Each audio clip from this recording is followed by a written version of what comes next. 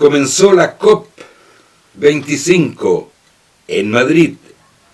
En China, la Comisión de Derechos Humanos de Naciones Unidas emitió un informe y el gobierno chino lo rechazó. Atentado terrorista en Londres. Partido Nacional gana las elecciones presidenciales en Uruguay y Donald Trump, en pleno proceso de impeachment, viajó de sorpresa a Afganistán. Hola, ¿cómo están ustedes? Esta es una nueva emisión de Scanner Internacional con el alto auspicio de Relojes Oria. Se dio inicio a la COP25, o sea, la Conferencia Mundial de Naciones Unidas sobre el tema del calentamiento global. Comenzó las exposiciones con bastante pesimismo, puesto que los objetivos que se fijaron en la primera COP en París no se han cumplido y se ve difícilmente que se puedan cumplir. Por consiguiente, Naciones Unidas, por la vía de su secretario general, pone en guardia a todos los delegados internacionales allí en Madrid para que se hagan mayores esfuerzos y nuevas leyes en cada país para lograr reducir a 2 grados el calentamiento global. El mandatario chileno Sebastián Piñera, de quien ya hablaremos más adelante, no pudo asistir y finalmente estuvo en la presidencia de la COP la ministra de Medio Ambiente de Chile. 2 grandes ausentes, Brasil y Estados Unidos, países que ya hace tiempo amenazaron con retirarse de este programa de Naciones Unidas. Ambos fueron clasificados o calificados durante los primeros debates de la COP como hombres malos por no asistir, por no participar. En realidad, más que una suspensión por iniciativa chilena, se trató de una reacción a los diferentes anuncios llegados de varios países europeos, países de Rusia, China, etcétera, que anunciaban que sus presidentes no iban a venir por razones de seguridad. Frente a tantos avisos de presidentes que anulaban su visita a Chile, eso le iba a hacer perder a esta COP la fuerza que esperamos que tenga en estos momentos, pero en Madrid, bajo la presidencia chilena, pero no en Chile. En Scanner Internacional deseamos a la COP el máximo de éxito. En China, o más bien en Hong Kong, recordemos que Hong Kong no forma parte de China por un tratado que firmó China con Inglaterra en el año 1997, en donde Inglaterra le cedía Hong Kong a China, luego de arduas negociaciones, pero con un periodo de gracia de 50 años. Estamos en ese periodo de gracia, o sea, Hong Kong es un territorio independiente hasta que tenga que pasar a China dentro de algunos años más. Pero Hong Kong no quiere pasar a China, sobre todo la juventud, los estudiantes, los jóvenes trabajadores que han hecho manifestaciones muy violentas y muy masivas,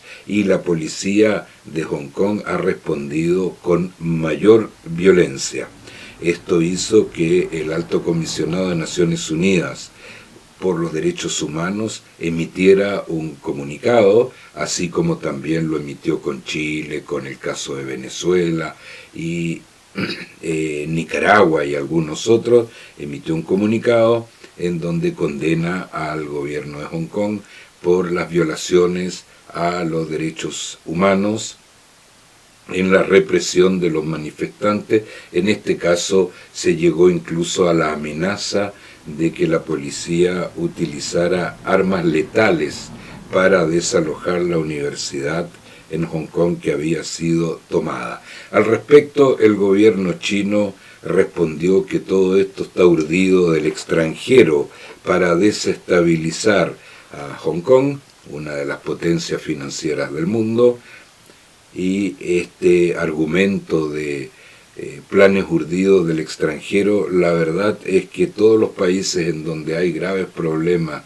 de reivindicaciones sociales, citemos China, Venezuela, Colombia, hace poco Ecuador y ahora Chile, han expuesto el mismo planteamiento. Esto viene de afuera. La verdad es que hay muchos urdidores extranjeros en el mundo que están armando problemas en diferentes lugares. También hay que entender que no todo viene del extranjero, no todo es importado, y que hay momentos en ambos lados de colores políticos en que la población no resiste más frente a una situación y, vamos a decir, explota. Y eso ya es difícil de controlar. Lo hemos visto acá en Chile, donde se graba Scanner Internacional, se vio en Ecuador, anteriormente se había visto en Francia con los chalecos amarillos, se vio en Italia y también entonces en Hong Kong, en donde Naciones Unidas, al igual que en Chile, levantó un informe en donde se habían violado los derechos humanos en Hong Kong y en Chile, por citar esos dos ejemplos. Vamos al caso de Chile, en donde ya por más de 40 días se mantienen las manifestaciones diarias de una parte importante de la población. Digamos que en algún momento se llegó a una manifestación que juntó a lo largo de Chile más de 2,5 millones de personas. En Chile, 2,5 millones de personas son suficientes para elegir a un presidente. Dada la abstención y la cantidad de personas que están inscritas en los registros electorales. Frente a esto, el gobierno chileno ha tenido que ceder, puesto que su sistema policial no dio abasto, no logró controlar la situación social, que se transformó en una situación delictual de saqueo a negocios, saqueo a centros comerciales, incendios intencionales, y hay ciudades como Valparaíso en Chile, por ejemplo, en donde el fuego ha comido gran parte de la zona céntrica de la ciudad. Frente a esto, el gobierno chileno ha tenido que ceder y se ha llegado a un punto en que el programa de gobierno de Sebastián Piñera ya no es realizable. El programa de gobierno de Sebastián Piñera iba fundamentalmente hacia el incentivo a la inversión, buscando caminos tributarios para favorecer la inversión, tanto chilena como extranjera. Eso era la médula de su programa para recuperar el crecimiento económico que Chile había comenzado a perder. Chile llegó a tener hasta un 7% de crecimiento económico, enorme, bajo otros gobiernos, y ha ido bajando, y ya se espera que con mucha suerte este año se encuentre cercano al 2%. Es urgente que Chile vuelva a crecer, y para eso el gobierno elegido de Sebastián Piñera planteaba favorecer la inversión, incentivar la inversión por medio de programas tributarios favorables a la creación de nuevas empresas. Esto se termina. Se termina puesto que Chile ahora va a tener que endeudarse para cumplir con las promesas sociales que ya ha hecho el gobierno chileno, más las que va a hacer porque está obligado a hacer más, puesto que el movimiento no se ha calmado. Y para cumplir con ese programa social que el gobierno de Sebastián Piñera ha prometido, una ligera alza en el ingreso mínimo, una ligera alza en las pensiones de vejez, la mínima, una nueva constitución, que ya lo comentaremos más adelante cuando veamos más claro cómo se va a crear esta nueva constitución. Y nos encontramos entonces con un gobierno en Chile que no tiene mayoría parlamentaria.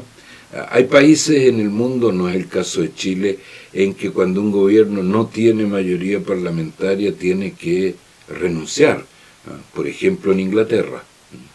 No es el caso de Chile, pero es cierto que las cosas se complican muchísimo cuando el gobierno no tiene la mayoría en el Parlamento, y esto hace que en estos momentos el Parlamento está acusando constitucionalmente a quien fuera cuando empezaron los problemas el ministro del Interior del gobierno de Sebastián Piñera.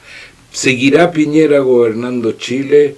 Sin duda, y así lo deseamos porque es el elemento actual para asegurar una futura paz social. Pero lo que sí queda claro es que el programa de gobierno de Sebastián Piñera murió durante estos movimientos sociales que hubo y que todavía hay en Chile, y que si Sebastián Piñera sigue gobernando el tiempo que le queda en el Palacio de la Moneda, tendrá que aplicar un programa de gobierno que lo está comprometiendo con mayores ventajas sociales, con reformas al sistema de salud, con reformas al sistema previsional, con reformas al sistema tributario, que hará que el 1% de los chilenos que se reparte el 30% del ingreso, de alguna manera van a tener que reducir ese 30% para que la gran mayoría de los chilenos que viven bajo el umbral de la pobreza, recordemos que el sueldo mínimo chileno está por debajo del umbral de la pobreza, pero ese ingreso tiene que ser mejor distribuido, ese ingreso tiene que ser algo menor para ese 1% y algo mayor para la gran mayoría de los chilenos, y eso es lo que el gobierno actual de Sebastián Piñera ha entendido y ha prometido que lo va a hacer. Valoramos dentro de las filas del gobierno la participación del diputado Desbordes, que es presidente de uno de los partidos importantes del gobierno, Renovación Nacional, y que ha sido un ente pacificador en el conflicto chileno y que ha logrado transformarse en un líder intermedio entre los dos bandos que se están peleando y que han llegado a niveles de violencia que en Chile no se habían conocido. Y en Inglaterra, un nuevo atentado terrorista que dejó, por suerte, pocas víctimas. Hubiéramos preferido ninguna víctima. Un nuevo atentado terrorista con cuchillo, un individuo que venía saliendo de la cárcel,